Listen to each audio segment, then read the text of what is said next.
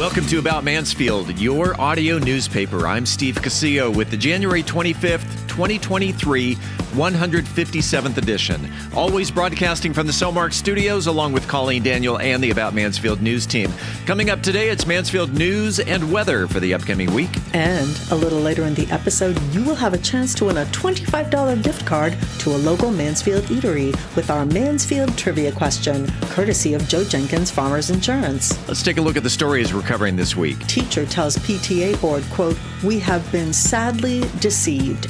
May ballot starts to take form for city council and school board. Ballot propositions, parks improvements, and landmarks. We cover it all in a moment with the mayor. A sneak peek at the State of the City address. Thor makes the best-looking list of MLB players. We have the 7-day weather forecast. And in the talk segment, Steve talks in studio with a local author who has just published his 12th book. We are Mansfield's only source for news, talk, and information. This is About Mansfield. The housing market is evolving as interest rates rise to meet inflation. Speculation abounds as to what the future may hold. Do you have a trusted advisor? The Roger and Beth team at Century 21 Judge Fight should be your first call in all matters concerning real estate and the market. We specialize in residential real estate for both buyers and sellers. With industry partners across North America, our resources and expertise can turn the home you've been envisioning into a reality. Visit our website at homesinmansfield.com to learn more. That's homesinmansfield.com. I'm Philip Washington, Chief Investment Officer of Stonehill Wealth Management and host of the Wealth Building Made Simple podcast. First book I read in college was Rich Dad, Poor Dad, and it changed my life. And since then, I've read tons and tons of books on money. And what I've done is taken those lessons, simplified them, and I talk about those lessons on my podcast, Wealth Building Made Simple. So come hang out with us. We're on every major platform, Apple Podcasts, Spotify, and on YouTube. Wealth Building Made Simple. Hi there, my name's Angela Thorne with Moses Movement, and you're listening to About Mansfield. Welcome back to About Mansfield. On the heels of last week's theft of property arrest of a former PTA president, Roberta Tipp's Academy staff, teachers, PTA board, and parents expressed their frustration Thursday evening over missing funds in the PTA bank account. One teacher told the board that, quote, "We've been sadly deceived," end quote, as the PTA board is looking at $14,000 in outstanding invoices with just $8,000 in the bank. Citing lack of support from the state and local PTAs, one gentleman made a motion to dissolve the TIPS PTA and turn it into an independent parent-teacher organization, or PTO. The debate lasted about an hour, which ultimately failed 14-5. Stating that the PTA has the backing of the MISD school board, Trustee Desiree Thomas told the audience to, quote, "Don't let a few bad people decide your fate. We can work together as a team and fix it," end quote. Also in attendance was Houston Mitchell, who along with two other fathers founded the Dads Club at Roberta Tipp's and told the PTA that the dads will fund this year's daddy-daughter dance, an expense that usually comes from the PTA. The Texas State PTA offered to audit the TIPS PTA financial records going back 3 years. Some attendees were asking the audit to go back as far as 5 to 7 years. The investigation continues into where the monies went and why they didn't go to pay their vendors. We'll have more on this story as it develops. The ballot for City Council and MISD School Board are slowly taking shape as 3 incumbents wasted no time in filing for re-election. On the City Council side, Todd Tenori and Larry Brosh have filed to run for another 3-year term for places 6 and 7, respectively, leaving place 3 the lone, empty, and wide-open seat as Councilman Mike Lehman submitted his resignation earlier this month. Meanwhile, the 2 seats up for grab on the school board are places 6 and 7. No word on whether Warren Davis will run for re-election or not. If not, his absence will leave place 6 wide open, while incumbent and current school board president Courtney Lackey Wilson has filed to run again and is already looking at going head-to-head with one opponent, as local resident Saba Ahmed has filed for place 7 as well. Applications for City Council can be obtained by visiting visiting City Hall during regular business hours, and you can pick up a school board application at the MISD Administration Building on East Broad Street. If you would like to download a printable PDF copy, we have a link on our website, aboutmansfield.com. Just click on the Links tab. The deadline to file your paperwork for City Council or School Board is on Friday, February 17th. There is no fee for filing. Early voting starts April 22nd, and Election Day is Saturday, May 6th. And as we do with every election, we look forward to interviewing all of the Council and School Board candidates after the filing deadline. Mansfield City Council held a regularly scheduled meeting on Monday. The following opinions of those of Michael Evans may not necessarily reflect those of the Mansfield City Council. We say top of the morning to Mayor Michael Evans. Good morning. It's good to be here today. And Monday, wow, busy day. You started at 2:00 again. Yes. With a drink of water. Yeah, that's right. We started off with a drink of water from the Bud Irvin Water Treatment Plant. We were there. We started off our meeting there, as a matter of fact, at 2 p.m. And council needed to do somewhat of a walkthrough because that entire treatment center is going to go under necessary expansion. Of course, our city continues to grow, and we really do have an award-winning program in that regard. So we went out there, and yes, we did sample the very clean, filtered water. They do an awesome job out there. And listen, I'm here today. There you go. During the work session, you also talked about a new traffic circle. I love traffic circles. Yes, believe it or not, we talked about a new traffic circle that's going to go, they're going to start constructing it on West Broad Street and Retta Road.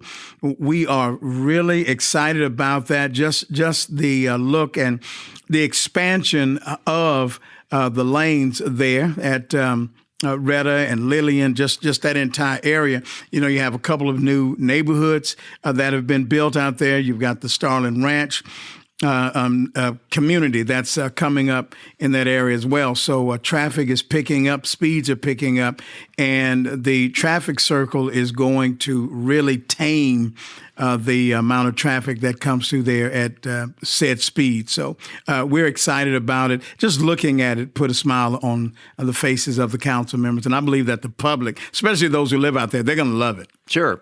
Well, one of the nice things about a traffic circle is that you can embellish them with art. And we look forward to that. And as a matter of fact, you know, as we continue to write our cultural arts plan, master plan, we're going to see a lot more public art in our city. It's going to really enhance the look, the vibe, the culture that is Mansfield, Texas. Let's finish out the 2:00 work session with ballot propositions and parks improvements. Yeah, we did. We discussed a couple of propositions that would allow the city to expand its use of what's called Type A funds for Type B purposes. And what it is we are actually asking the taxpayers to give us more flexibility in the use of our tax dollars that will allow us to attract sports and entertainment venues similar to what you see in Grand Prairie, Arlington, places like that. Again, as we grow, we want to develop that 360 corridor to a destination place. We've got, of course, Big League Dreams. We've got the golf course and all of that that's out there, Hawaiian Falls. But I tell you this, we have some things on the drawing board that's going to be a big draw. And you know what? Who's to say that we won't have a venue ready for the World Cup? So, stay tuned. That's right. 7:00 came. It's time for the big show, and started off with environmental services. Yes, we did. And when you think about environmental services and that department, they keep our waterways and our streets and our green spaces clean. And that is so very important. So what they offered to us this time was the annual storm water report. And we have, again, a top-notch staff. They do an outstanding job. And Mansfield is also one of the, and I mean, it just is. We're one of the cleanest cities in the Metroplex, and we want to keep it that way. One of the publications that I love reading every quarter is the quarterly magazine that comes out of the city of Mansfield, and it's the community engagement department that puts that out. And what's important about that, it also highlights the achievements from our different city departments during each fiscal quarter. And you know what, Dave, with you mentioning that, Steve, I think it's important for us to understand that that is a quarterly that comes out, but folks can have access to it if they go to our website, www.mansfieldtexas.gov. I'm just going to tee it up for you. Consent agenda, what took place there? All right, the City Council, we approved all of the items on the consent agenda, including a resolution approving my appointment as a cluster city representative to the North Central Texas Council of Governments, the Regional Transportation Council. And what that is, that particular committee, that particular group is all things transportation, trains, planes, automobiles, boats, you name it. Sure. It's all of that. And that is a decision-making body also that helps control the funding for our highways, streets, and otherwise, not just for the city of Mansfield, but for the entire North Texas region. So I look forward to being a part of that. I want to thank, as a matter of fact, my predecessor who served on that committee for years, former Councilman Mike Lehman. He did an outstanding job on that committee. And speaking of Mike Lehman, and it was mentioned here on the podcast last week, Lehman has submitted his resignation for place 3, and part of the meeting Monday night was to create a special election. That is correct. That's what we did. We approved a resolution calling for a special general election. I'll get it out, to be held on May 6, 2023, to fill a vacancy on City Council, and Councilman Lehman will be missed. We appreciate his years of public service, but I'll tell you, Steve, what that means is we're going to have 3 seats that's up for election, and I just want to just go on record as saying that I believe we have an outstanding team, and I look forward to working with the folks we have and continue to move forward. We've done a great work together, and it's a good team to be a part of. Nice. The next on the agenda was an agenda item that was tabled. Yeah, we tabled a economic development agreement between the City of Mansfield, our Economic Development Corporation, and Crystal Window and Door Systems. Really, all we need to do there is just to finalize the language in the contracts. We look forward to Crystal Window joining our corporate community. They're going to bring, we believe, at least 100, 120 new jobs here to the area. And we have a top-notch manufacturing family, and we look forward to them coming. So look for that to happen really soon. A couple of more items on the agenda. Donation boxes reared its ugly head. Yeah. It's funny. Okay, you know what? And pun intended, because one of the things that we're seeing, and quite a few of our residents, they are complaining about it, and they should, the donation boxes. We need to make sure that we take care of those who don't have what we have, the less fortunate. We got that. That is so very important. However, what usually happens is you have groups that'll come and they'll just plop down one of those big containers, and then when you fill them up, you got clothes, bags and everything just strode all over the. Sure. Well, that's an old word, strode, huh, isn't it? Just strode all over the parking lot and stuff like that. So it's unsightly. And we've got to bring some uniformity to that, and a council took steps to make that happen, and we appreciate Miss Nicolette Raschuti, who helps to make that happen. Yeah. A couple of more items: landmarks and multifamily housing. Yeah, we are becoming, I believe, more conscious. I mean, we have been. Art Wright has done an outstanding job. He helps to lead our preservation work and historic work here in town. He's done that for years and does a great job. So we adopted design guidelines for commercial and non-residential historic landmarks, and we approved the guidelines applicable to all areas of the city of Mansfield. And as you mentioned, also multifamily housing. You are right. we did approve a request for a specific use permit for units on approximately 10 acres located at 240 North Mitchell Road. This is in what is called the reserve area. And one of the things that we as city council persons try to do is to help the public to note that these are agreements that have been made, years ago, like the early 2000s, early part of the turn of the century, believe it or not. So prior to most of the current city council. Prior to most of the current city council, not only us, but even the administration prior to us. Sure. And, you're tied to these agreements. To do otherwise, you're spending taxpayer money defending lawsuits. And we think that those millions of dollars should go into street improvements and other things of that nature rather than litigated in long court battles. Mr. Mayor, go forth and prosper. We'll see you in 2 weeks. That's a moment with the mayor on About Mansfield. Peace be unto you, sir. Speaking of the mayor, Michael Evans is set to give the State of the City address on Thursday night and gave About Mansfield a sneak preview. Thursday night is going to be unique because we are inviting the entire public. It's at evening time. And the thought behind that was let working Mr. and Mrs. Mansfield be able to come out, hear what's going on in the city. But also, we want them to meet your mayor, meet your city council members, meet other people who are part of the departments here, and just see really how the city works. So we're going to be pointing folks true north. Of course, that those are our principles, our guiding principles of service here. And the N represents noteworthy essentials. The O, organizational excellence. The R, remarkable experiences. The T, together as one. And H, you got to have a good, healthy economy. So we're going to be talking about all of that, Joe Smolinski and I.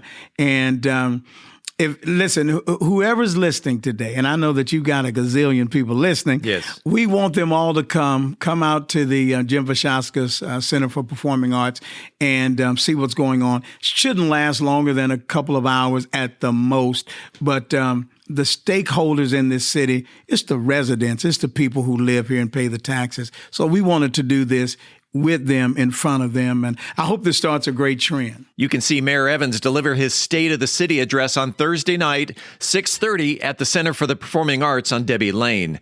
As focus will be turning to Major League Baseball in the very near future, pitchers and catchers report in just 2.5 weeks. Of the 975 MLB players that made the opening day roster in 2022, only 5 players can carry the title of top 5 handsomest players. Did you happen to see this? SportsSRY.com has come up with a list of the top 5 best-looking ball players, and making the list is the pride of Legacy High, Noah Syndergaard. That's right, Thor, as he's known to his fans. He's now 30 years old and plays for the Los Angeles Dodgers, but apparently he's still got it going on. Rounding out the top 5 are Cody Bellinger, Mookie Betts, Kiki Hernandez, and Max Kepler. So what do you think about Noah, one of baseball's best-looking players? We'd love to hear from you. You can reach us by voicemail at 817-435-2938. Again, 817-435-2938. Or by email at news@aboutmansfield.com. Again, that is news@aboutmansfield.com. Sunday, January 29th is National Puzzle Day, a day where we stay in our pajamas all day and do puzzles.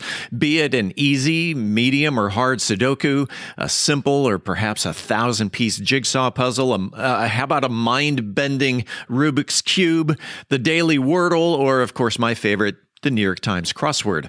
Of course, there are several other options of puzzles, and may we suggest that this coming Sunday, whatever your choice may be, take life a little slower, break out the puzzles, and enjoy National Puzzle Day.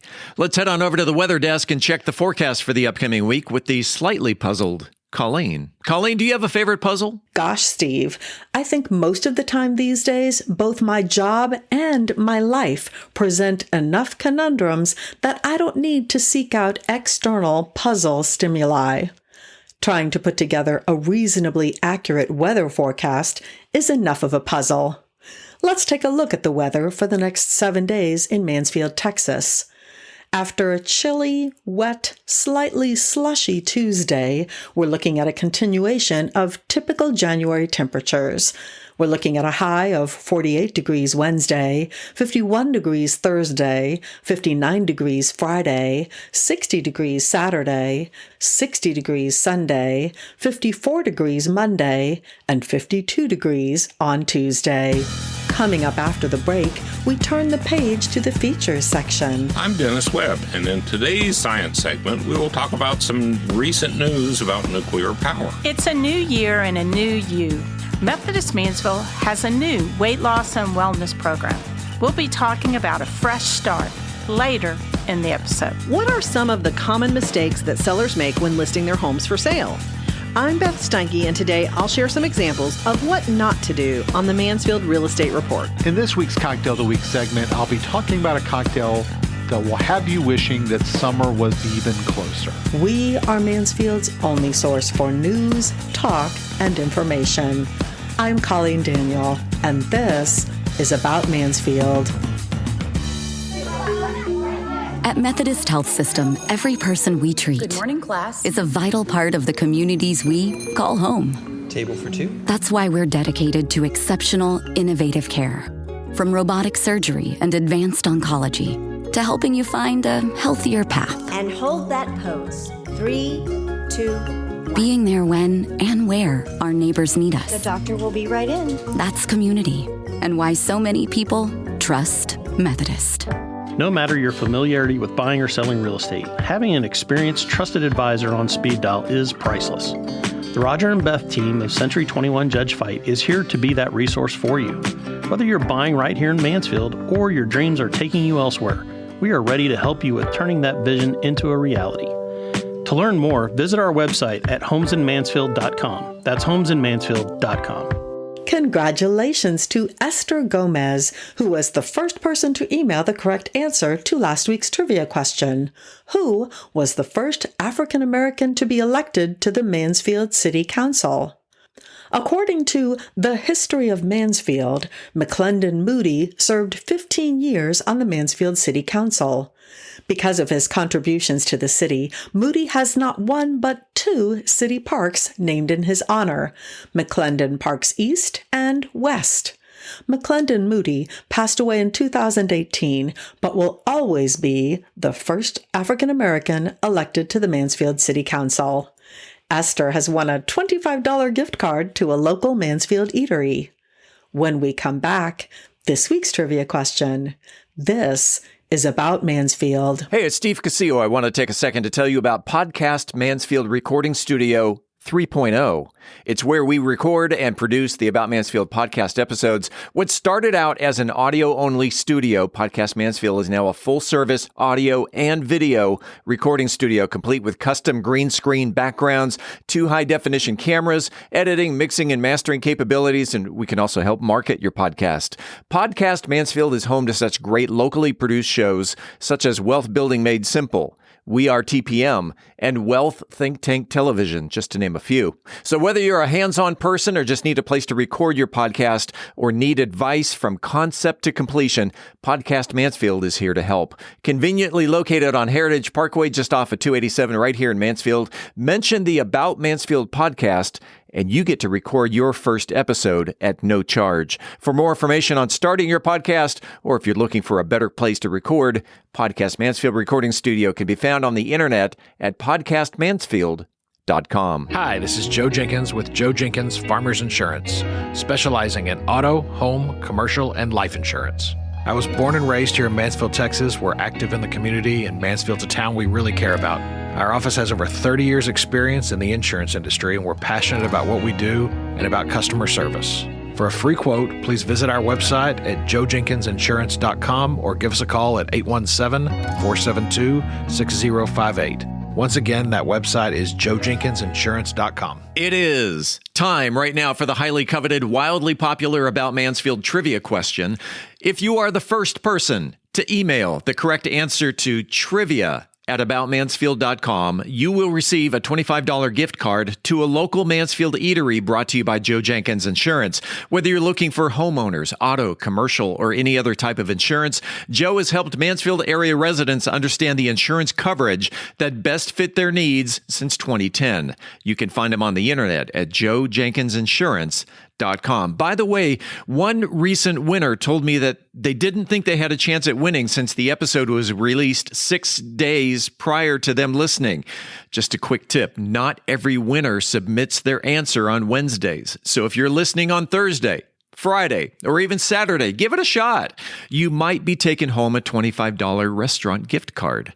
Let's get to this week's question, Colleen. Well, Steve, we are just a few days away from Wednesday, February 1st, which is National Texas Day. This week's trivia question is, what is National Texas Day? Email your answer to trivia@aboutmansfield.com. Again, what is National Texas Day? Good luck, and thanks to Joe Jenkins Insurance for the gift card. Hi, I'm Michelle Newsom, Mansfield School Board Trustee, and you're listening to About Mansfield. Welcome back to About Mansfield, your audio newspaper. Let's open up the features section. Let's head on over to the science desk where roving science reporter Dennis Webb goes nuclear. Dennis? Thank you, Steve. There were recently a couple things in the news about nuclear electric power. The big news is that for the first time on our planet, scientists have triggered a controlled nuclear fusion chain reaction that generated more energy than it took to get going. Well, this is a big deal. It's not going to change our lives or electric bills much anytime soon. The big deal is if we can ignite and keep a nuclear fusion chain reaction going and convert it to electricity, the recurring cost per kilowatt hour will dramatically decrease, and that would change the world. Getting to workable fission chain reaction takes a lot of energy to get it started, and the lab where they did this recent test is called simply the National Ignition Facility. This is not a couple trailers filled with equipment, but a massive complex with hundreds of super high-power lasers focusing all their energy on a tiny point of ignition.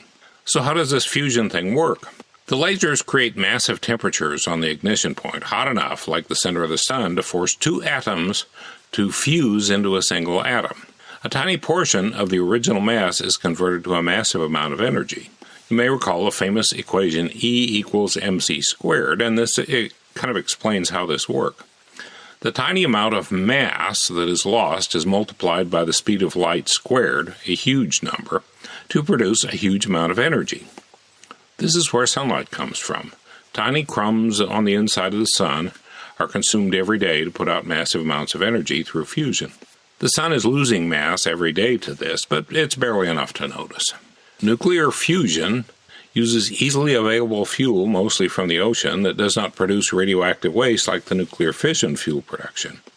In other news, surprising to me, is that the U.S. Nuclear Regulatory Commission recently certified the design for a new, smaller nuclear fission reactor to produce commercial electric power. This is only the 7th design to be certified in the 70 years we've been using nuclear power in this country. The new design is smaller than previous designs and incorporates new technology and engineering. Fission is different from fusion in that the energy, which comes out as heat, comes from large radioactive atoms breaking down, this is fission, into smaller radioactive atoms in a chain reaction. It produces less energy than fusion. Fission reactors produce nuclear waste from processing to make the fuel for the reactor, and what is left over after the fuel is spent. The waste has to go somewhere, a problem as nobody wants it in their backyard. I wouldn't. The U.S. currently has 92 active nuclear power plants, all fission, producing 20% of our nation's electricity. There are 2 big ones in Texas, one fairly close by over in Glen Rose. In the late 1950s, our nation was projected to have 1,000 nuclear power plants, but this never happened. The optimism has often been mocked, including the Steely Dan song that includes the line, "Nuclear Day." There are other songs. Nuclear power generation has never been able to shake its relation to its destructive nuclear weapons that shocked the world at the end of World War II. Some of the acceptance problems was the economics, as reactors are always more expensive to build than forecast. Also, the nation is always adding regulations for safety, and these evolve over time. Also, the competitors, oil, gas, wind, and solar, their cost and price fluctuates. And notably, gas has been really cheap for 20 years. Hydroelectric power is really stable in price and cost, but only produces 6% of the nation's electricity, and there is unlikely to be ever any more. But, fun fact, there is a small hydroelectric power plant nearby where the water from Lake Richland Chambers drains into Lake Arlington. It is just recovering some of the electricity it took to pump it here. But in the space program, we call that a self-feeding watermelon. So back to nuclear. Our nation, its citizenry, and its industries, and the economy have been ambivalent about nuclear power. The major nuclear disasters of 3 Mile Island, Chernobyl, which is in Ukraine, and Fukushima in Japan, always seem to stall a coming renaissance in American nuclear power. As a person who worked with high-energy systems, rockets, I know you can do this high-energy system stuff safely and effectively, but everybody hands-on with the system has to keep their eye on a very complicated ball, and this is hard to do across decades. This is the month us space geeks remember the lives lost in the Apollo fire and the Challenger and Columbia shuttle disasters. These last two took some of my friends. In Latin, they say ad astra per aspera, which means to the stars with difficulty. I hope the new small nuclear reactor gets built and works. I will try to have a happier story next week. If you have any science questions for me to answer here, send an email to info@aboutmansfield.com. From the Science Desk at About Mansfield, I'm Dennis Webb. Angel Biasatti wants you to start the new year with a new you in today's Methodist Mansfield News to Know. Methodist Mansfield has opened a new weight loss and wellness center, and we have nurse practitioner and nurse navigator Ashley Attaway with us. Ashley, tell us more about the program. We are very excited to be offering a new lifestyle for individuals here in Mansfield. Our Weight Loss and Wellness Center is now located in the Professional Office Building 1 and provides a medical-guided approach to losing weight. We have more than 20 individuals who are averaging losses of 6 pounds every month, and they have improved self-esteem, increased energy, and a new healthy way of life. Our staff will make you feel welcomed and at ease. On your first initial visit, we will take your body composition scan. You'll step on the machine and we analyze your body weight, body mass index, skeletal muscle mass, fat mass, total body water, and energy expenditure, all within about 30 seconds. You will then visit with our board-certified obesity medicine and family practice physician, Nancy George Cuddy, who helps you every step of the way. We talk about the many factors that may be stalling your weight loss and how we can help you improve your ability to lose weight.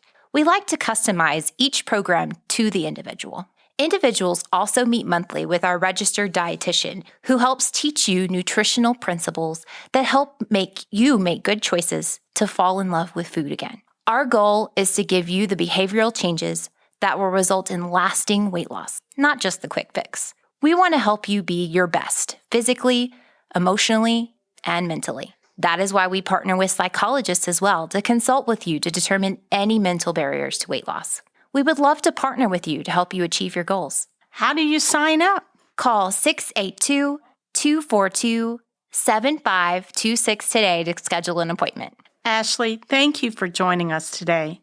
Reporting for the About Mansfield podcast, I'm Angel Biasatti with Methodist Mansfield News to Know. Realtor Beth Steinke runs down the top 5 mistakes sellers make in the Mansfield Real Estate Market update. I don't dare say I've seen it all, because as sure as I do, real estate will say, hold my beer.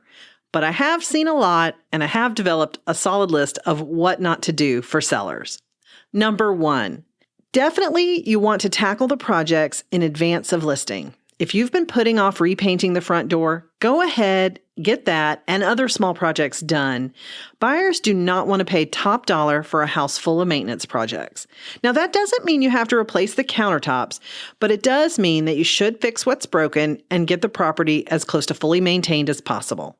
Number 2, don't give all your secrets away.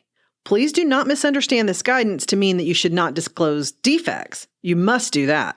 What I mean is, let's put away the giant cabinet in the bathroom holding the towels. This screams, I don't have a linen closet or adequate storage in this house. While that may be true, we don't have to scream that at prospective buyers. Recently, I walked into a lovely home in Mansfield showing some out-of-town buyers, and at the front and the back door were these braces. Kind of like the clubs that we used to put on our steering wheels, but this was for your house. So it was definitely not the message we wanted those buyers to pick up. But they did, and they promptly not only ruled out the house, they ruled out the entire neighborhood. Number 3, air fresheners won't always fix that smell. You know the one you probably don't even notice anymore. Be courageous and ask your agent if there are any odors they are noticing. Most commonly, it's pet odor or cigarette smoke.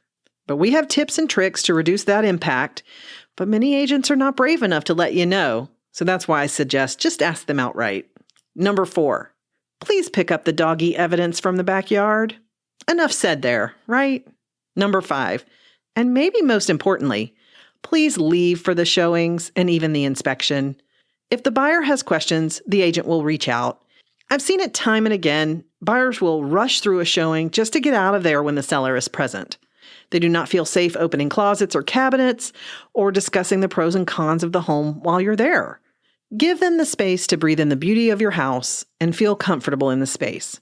Not that long ago, I was showing a house in Mansfield that had cameras in every single room. In fact, when you walked into one room in particular, an ethereal voice would say, "You are being recorded." And when I say every single room, I mean every single room. That was equally uncomfortable, as if the seller was there following us around and giving us absolutely zero personal space as we viewed the home. If you have that many valuables that you're worried about, you probably need to get a safe or remove them entirely from the home. Hopefully, with these great tips, you'll have your home sold in no time. Now let's get to this week's Mansfield Real Estate Market update. As of January 23rd, there are only 93 active and available homes for sale in Mansfield, excluding new construction. That number continues to dwindle as home sellers may not be quite ready to put their homes on the market. But competition for both buyers and sellers is low right now, and available homes remain in demand.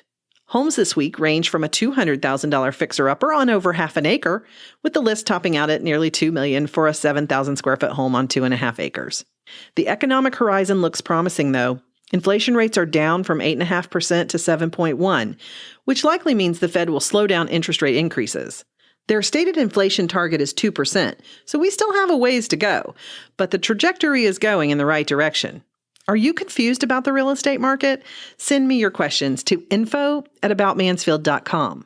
For the About Mansfield podcast, I'm Beth Steinke with Century 21 Judge Fight. Shaken or stirred, either way, you know it's going to be good as Brian Certain serves up a tasty blackberry delight in the cocktail of the week. This week's cocktail of the week is the Blackberry and Thyme Sparkling Cocktail.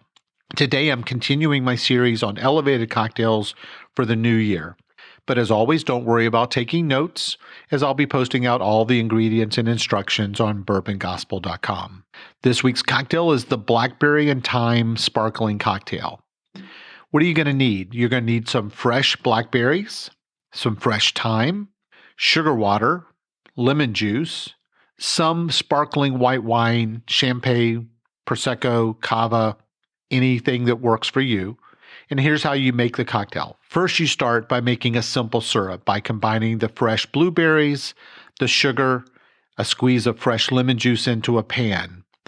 You add an equal amount of water to sugar, so 1 cup of sugar, 1 cup of water. You're going to put in a couple of handfuls of blueberry and a squeeze of fresh lemon into a pan. Bring that to a boil and allow to simmer for about 15 minutes until it's thickened into a syrup.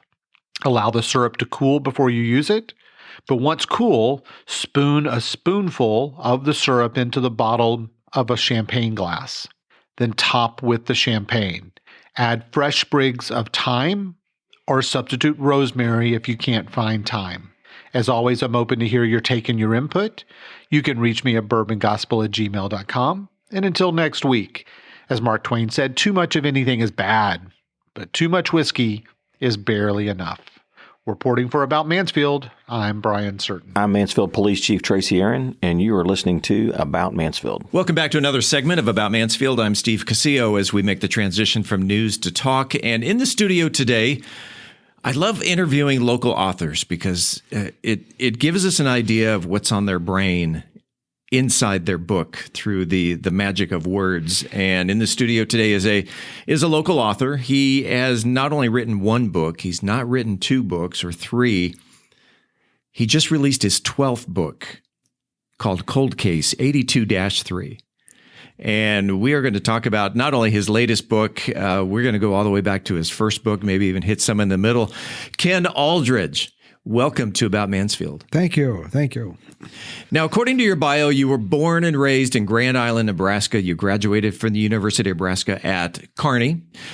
And you taught business and math classes to high school. But here's the part that really intrigues me is that you eventually found your calling in the FBI. You joined the FBI in 1969. You served as special agent first in Tennessee, then in North Dakota, before retiring in 1993. Now, if my math is as good as yours, that's 24 years? 24 years of service. 24 years as a special agent in the FBI. I'm retired 30. Almost. Nice. So let's talk about your career before we get into your books. Sure. Why the FBI? What led you to the FBI? Well, it's kind of an interesting story. I was working as a statistical clerk for a actuarial firm in Omaha, Nebraska. I was kind of the low man on the totem pole and actually did take several of the actuary tests. I only had a minor in math, and most of those people were pretty strong math majors and so on. But one of the people I worked with, when he went to the University of Nebraska, he worked part-time on the Lincoln, Nebraska Police Department. And he loved to talk about cases, police stories, and particularly if it involved the FBI, the lab, and that type of thing. And lo and behold, one day my boss came to me and he said, we're going to have to cut back. He said, you've done a great job here. This was like after 3 years working for him. He says, but we're going to give you as much time as you need to find another job. And we'll give you a good recommendation and, blah, blah, blah. But in other words, you're fired. Yes. Okay. So I was, of course, everybody in the office knew about it eventually. And this fellow came to me that had worked for the Lincoln Police Department. And he said, you ought to apply with the FBI. And I said, well, why? He says, well, I heard they are hiring, which is kind of unusual. They don't really go out on a well-publicized hiring. Yeah, let's have a job fair for the FBI. And I asked him, I said, well, why don't you apply? And he held up his hand. I never realized, but he was missing 2 digits of his right hand and his whatever finger. Yeah, ring finger. Yeah, ring finger. Okay. And I just kind of let it go at that. And actually, I had applied for jobs over the next couple of months with Northwestern Bell and Sinclair Oil. And actually, they both offered me jobs. But in the meantime, I did go down and apply with the FBI. It's kind of a long process. I started the application or first talked to them in May and was hired. I got a letter in August. So it was quite a long process of, the process was a test, written test. That's the first step. And then there has to be a physical exam. And after a physical exam, there's a background investigation. And then you have to be interviewed by the agent in charge or assistant agent in charge, which I was, which surprised me because he only asked me a couple of questions and I was in and out of there. Are you a U.S. citizen? Yes, you're in. Yeah. So, but what was happening was in 1968, Congress passed a bunch of law enforcement bills targeting organized crime. And it was, I think it was called the ominous crime bills of 1968, something like that. And there was a lot of new laws in there. And the Department of Justice went into J. Edgar Hoover's office and dumped these on his desk and said, good luck. And he immediately said, well, I'm going to need more agents. If we're going to handle these violations of these laws, I need more agents. And so there was a concerted effort to get out. And up to that time, most all the FBI agents were law degree people or accountants. Mm-hmm. Of course, I was neither one. But what they did in order to get enough people to apply, they dropped it to a college degree with 3 years of some type of professional investigative management type experience. And I'd been out of school for 5 years, something like that. Yeah. And I guess part of what I did for a couple of years was a quality control investigator for Wilson Meat Packers. And I guess they figured, well, that's whatever. So anyway, I was hired. And an interesting part of this story is that I never told my wife. I was married during this time. I never told her I'd even applied because I really didn't think it was going to go. I didn't know if I'd actually ever qualify. When I was 5 years old, I was hit by a car and I had a broken leg. And for a while, up and through college days, I would periodically have leg aches and that type of thing. But I eventually grew out of it. And I was always thought that would hinder me. But when I had my physical exam, the only thing the FBI wanted to know is, can he handle physical activity? Right. Well, I had been involved in sports and all through high school and into college, so that wasn't a problem. And so, no law enforcement requirements, no law enforcement experience necessary. We will train you to be. Do you start off as a special agent? You start off as a special agent.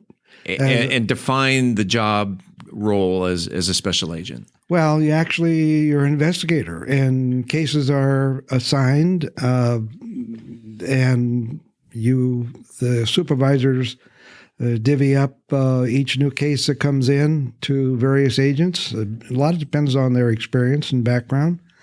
But the training, I actually started training December 1st, 1969, was when I had to report to Washington. There were 50 white males in our class, and I just say that the first female agent was hired in 1972. So this was 1969. There were 50 people in my class, and the classes the training was 13 weeks, all in Washington, D.C. This before the Hoover Building was built and on Quantico Marine Base, which is now where the headquarters, or not the headquarters, but all the training is. Okay. And did you get to meet J. Edgar Hoover during any time of your tenure in the FBI? And that's a very commonly asked question. Okay. No, I didn't. You didn't? I didn't.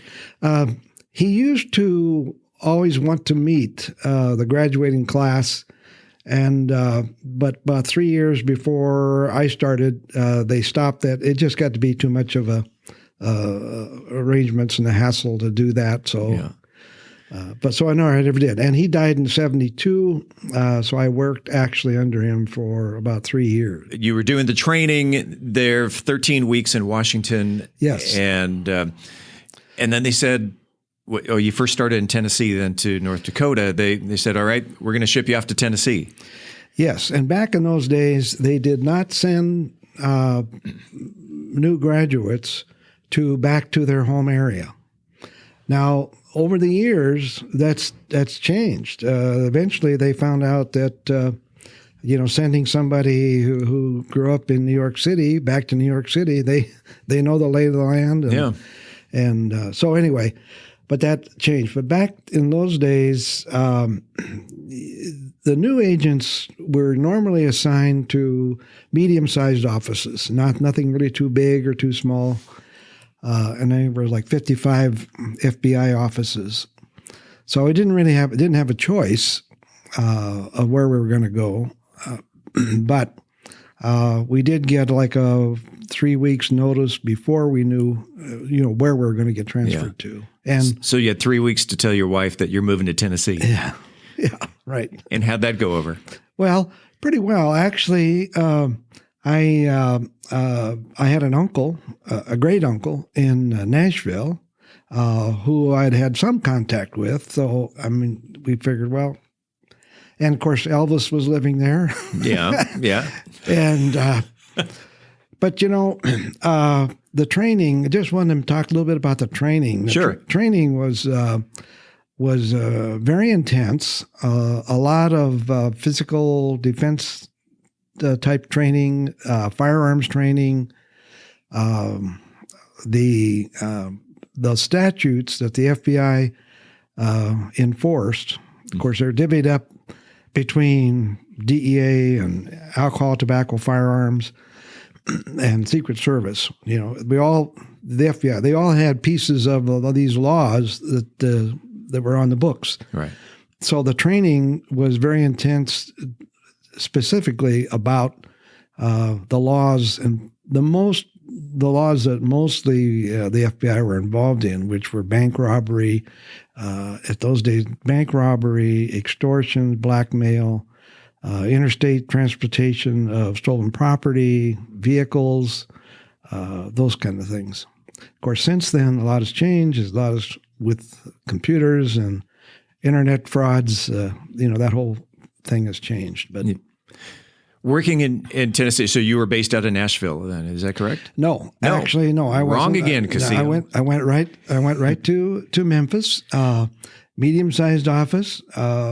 And what they did is they assigned me to a veteran agent, and I kind of was his shadow for a few weeks and helped him on his cases and kind of learned, where the restroom was and things like that. Do you recall the first case that you worked on? I was afraid you would ask that. No, I really don't. Although we were getting a lot of deserter cases. And what's a deserter case? A deserter is a military person that goes AWOL. AWOL, okay. We call them deserter. Yeah. They were classification 42. And I did have a case where the family, this fellow was a deserter. The family lived out on the edge of town of Memphis.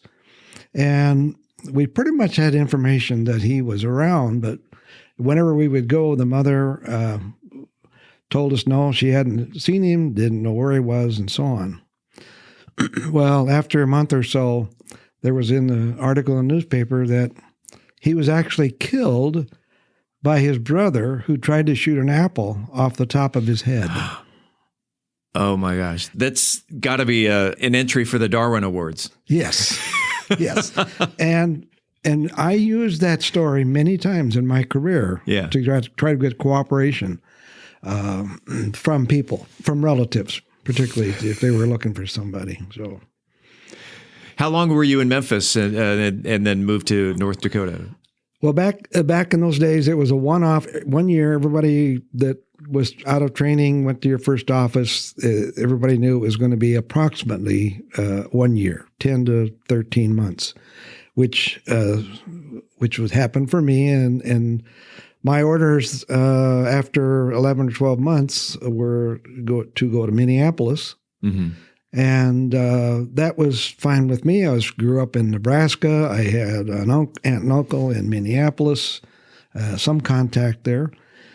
But a week or so later, I got a call from the agent in charge, and he said, "We have an opening in Minot, North Dakota."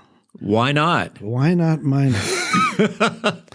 And interesting enough, I had heard of Minot because when I worked for the actuarial firm, one of their clients was an insurance company in Minot. Mm-hmm. And mostly what I knew about it is about every 3 or 4 years, they had these terrific floods.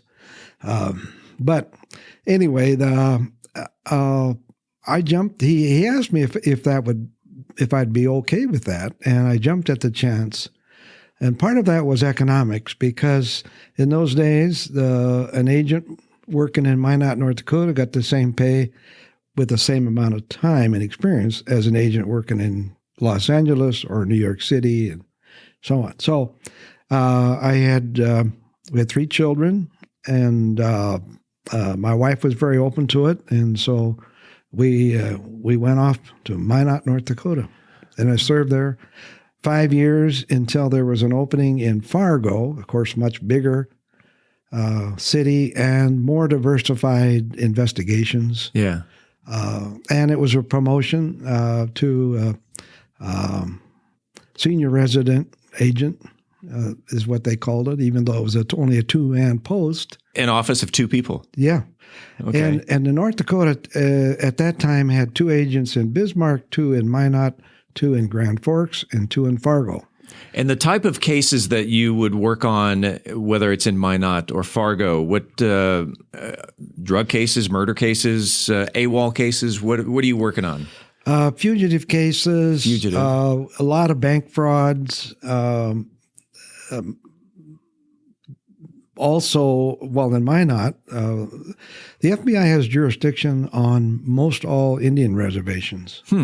From all of the 13 major crimes, assault resulting in serious bodily injury all the way up through murder. And we did get some training for local law enforcement investigations on basic burglaries and murders and that kind of thing. So that was helpful, but it wasn't enough. But we relied heavily on the Bureau of Indian Affairs, police departments, and investigators. And so we worked with them. Of course, they knew the people. They knew. And is that the case all the way across the country, that Indian reservations are under the jurisdiction of FBI? Most. Not all of them are. Huh. For example, the White Earth Indian Reservation in Minnesota, which is right outside of Bemidji, Minnesota, is a state jurisdiction. So at one point in time, the reservation opted to either go federal or state. Okay. In Oklahoma, those are all state. All well, there really isn't any reservations. There's areas where there's Choctaw and the Cherokee and so on, but there's no really designated reservations. There's no WinStar reservation no. Just across the border there. Never heard of it. Well, the state was the four offices. We divided the state of North Dakota in 4 by counties. Your cases were and your investigations were by county. So many counties. And in Fargo we had like a fourth of the state, all of the southeast portions of the state, and in order to regulate workload, sometimes some of those counties would shift to a different a resident agency, like up to Grand Forks or whatever, just to make the workloads equitable. Okay. You were in North Dakota, both Minot and Fargo, for the majority of your career. You had a 24-year career, so 22, 23 years? 17 years in North Dakota. 17 years in Fargo, 5 years in Minot. 22 years. And 1 year in Memphis. So a little short of 24 is actually okay. Is what it was. In North Dakota, is there one case that sticks out? You're shaking your head, yes. Like, okay, that sticks out as like the case that you whether you really enjoyed working on. Well, it was a shootout between the U.S. Marshals and some farmer tax protesters. February 13th, 1983, on the plains of North Dakota. Mm-hmm. The U.S. Marshal and a deputy were killed. A deputy sheriff was injured. A local police officer was injured. And there were 5 tax protesters. It was a shootout. And I don't know how far you want me to go. Yeah, keep going. Into this, but it was in a county that was one of my counties out of Fargo. It happened right out of the side of the north of the little town of Medina, North Dakota. February 13th, 1983. It was a Sunday afternoon, about 50 degrees, relatively warm for that time of year in North Dakota, but it was a sunny day, and Gordon Call was a farmer tax protester who refused to cooperate with the IRS on a probation violation, an IRS tax evasion case. So the Marshal's Service never got around to trying to serve the warrant because Gordon Call lived on a farm that was heavily armed, and it was a minor warrant that it wasn't a priority. But one day, this Sunday, February 13th, a deputy sheriff spotted Call and a few of his followers having a meeting. Every Sunday afternoon, they would get together, and it got to be, we had some inside sources on that. What happened was they got to be where they carried more guns, they talked more violence, more anti-law enforcement, and a deputy sheriff spotted the vehicles, called the marshal's office. They gathered up several of their deputies and local law enforcement, and they went out and confronted the group as they left this meeting place. And then a shootout started, and there were some injuries and deaths. And anyway, I got the call around, that it was about 3 in the afternoon. I got the call about 5 o'clock. Had to drop everything and head out to the area, and spent the next 6 weeks working out there on that case. And of course, the FBI responded they sent out extra agents from Minneapolis. We had extra agents came up from out South Dakota to help on the investigation. And that was in February. It went to trial in May, and 2 of the lesser non-shooters, but the protesters got like 6 months probation. But the 2 shooters, main shooters, 2 young men actually, one was Gordon Call's son, and the other was a neighbor. Yeah, got 2 life sentences because of the 2 deaths of the marshal and U.S. deputy marshal, and they're still serving. And they were like 24, 25 years old. And wow. And all because they're protesting paying taxes. Protesting. There was a lot of farm problems. Crops weren't selling too well. The government was foreclosing on farm loans, and so it was a trying time. And but a lot of them relied on Gordon. Gordon was like 65-year-old farmer that he led the meetings, and they kind of just followed along. And what happened to Gordon Call? Is he incarcerated, or Gordon Call fled immediately after the shooting and was eventually traced to Arkansas, where he was holed up with some sympathetic people that I think they were former North Dakota people that had moved to Arkansas. About 2 months after the trial, there was a shootout at the home where Gordon Call was staying, and between the FBI and the Highway Patrol, and somebody got on the roof and poured gasoline down the chimney and threw a match in, and that, of course, the house burned up, and Gordon Call was inside and died. Oh, wow. That's quite a story. That's almost a book in itself. There's been several books written about it. And before we get into your books, just to kind of wrap up this career part of it, do you ever sit at home, turn on TV shows, and watch FBI shows? Rarely. I remember 4 or 5 years ago, there was a new FBI show that I don't remember what it was called. And I decided, well, maybe I'll watch it. And it started off, it was about a window peeker. And I thought, well, I wonder where this is going to go, because I've featured a window peeker in a couple of my books. But what happened was the FBI agents, the story was more about their love life than it was about any kind of investigation. And it was really very disappointing. So, but a lot of people ask me that. Do you watch this FBI story or this one or whatever? No, I don't. So to the TV producers out there, more action, less love.